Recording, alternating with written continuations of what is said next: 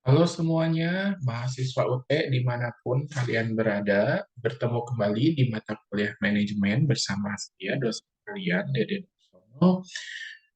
Ini adalah pertemuan ke-8 atau sesi terakhir di mata kuliah ini, gitu ya.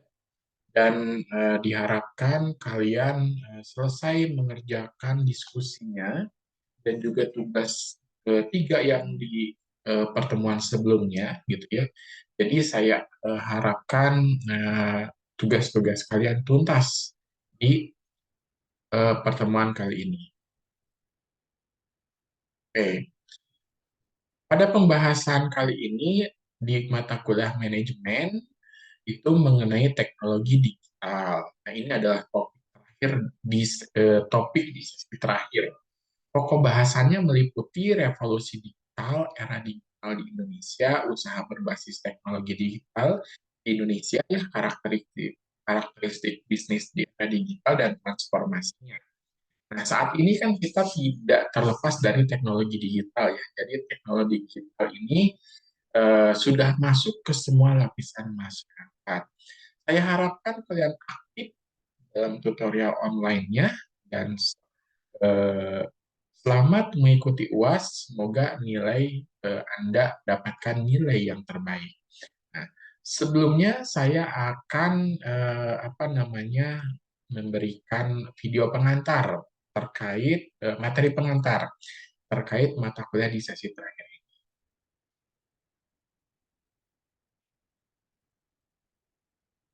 Seperti yang Anda lihat di layar Anda ya, bahwa ini adalah mata kuliah terakhir, mata kuliah manajemen.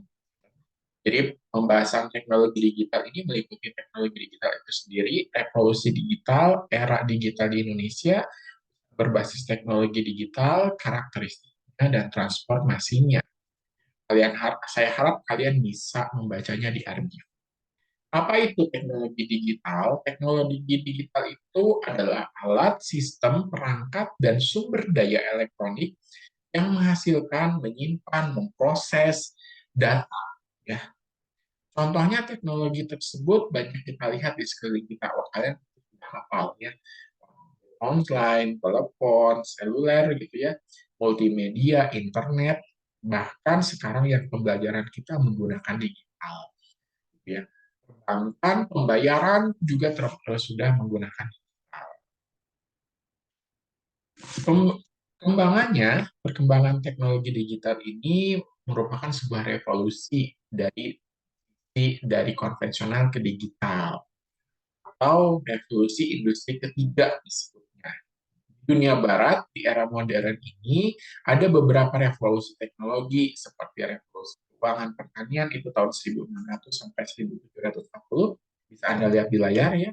Revolusi industri tahun 1780 sampai 1840, revolusi teknis, revolusi industri kedua 1870 sampai 1920, revolusi teknik sains 1940 sampai 1970, dan revolusi telekomunikasi itu atau revolusi digital itu tahun 1975 sampai sekarang ini.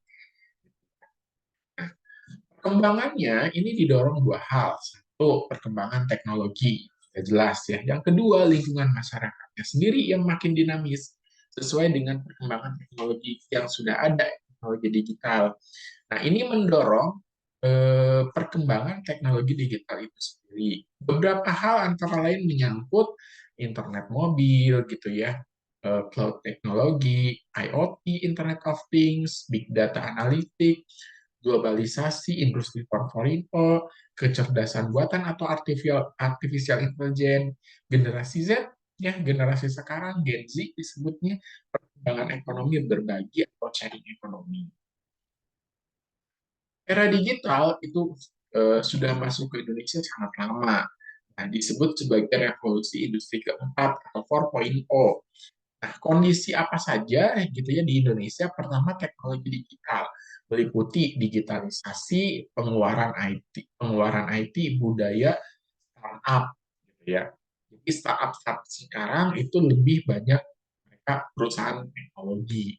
Dari sisi infrastruktur juga ya, infrastruktur teknologi dibangun sana sini untuk membangun merancang sebuah teknologi digital gitu ya, bagaimana tentang sistem absensi, sistem kereta cepat juga ya yang menggunakan sistem digital, e-money dan lain sebagainya.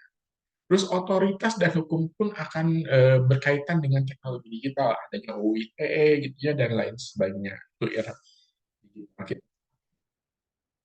ya. Nah, usaha apa saja nih yang berbasis digital? Ada e-commerce ya, kalian tahu sendiri, fintech, dan on-demand service atau pelayanan atas permintaan.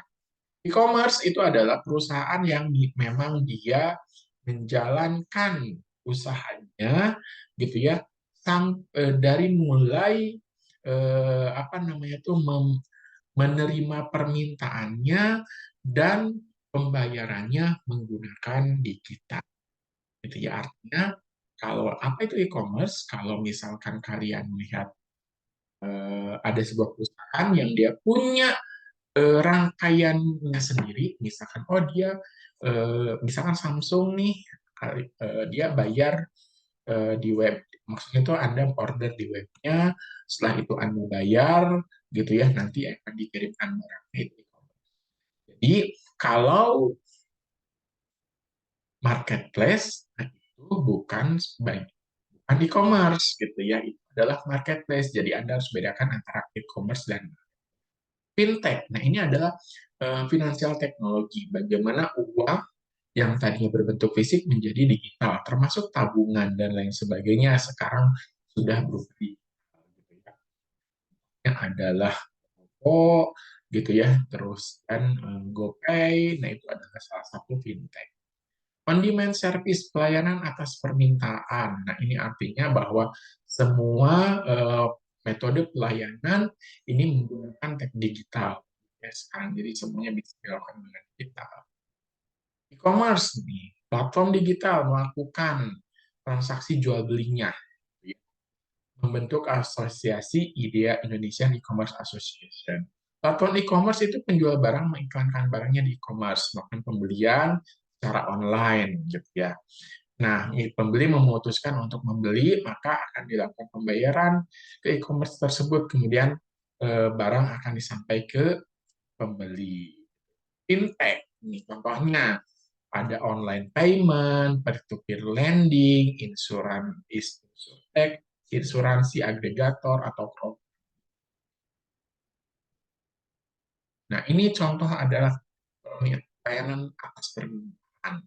Contohnya Gojek, gitu ya, Grab, Bluejack, Maxim, itu transportasi. Kalau akomodasi Airbnb, Airyroom, Red Doors, makanan ada GoFood. Nah, itu adalah bentuk-bentuk layanan berbasis teknologi.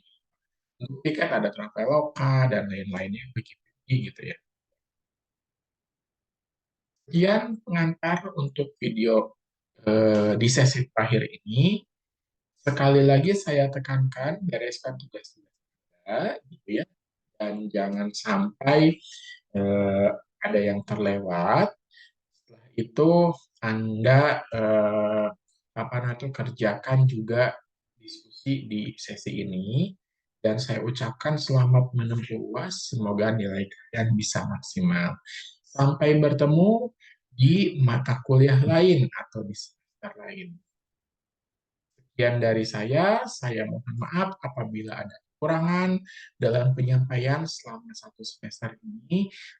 Saya doakan semoga nilai kalian semuanya baik. Ya. Terima kasih, sampai jumpa di semester berikutnya.